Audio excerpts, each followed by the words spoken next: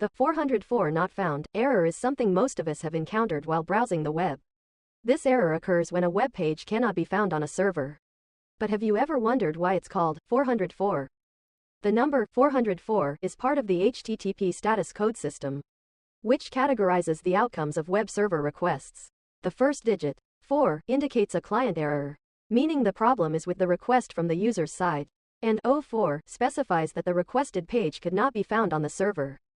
A popular myth suggests that the number 404 originated from a room at CERN where the World Wide Web was developed, and that the room was used as an office for the team handling web page errors. However, this is just a myth. The number was actually chosen as part of the standard coding of HTTP status codes, and the digits themselves don't have a specific symbolic meaning. Despite its mundane technical origin, the 404 error has become an iconic part of the web experience, often used humorously by web developers to create creative or clever error pages.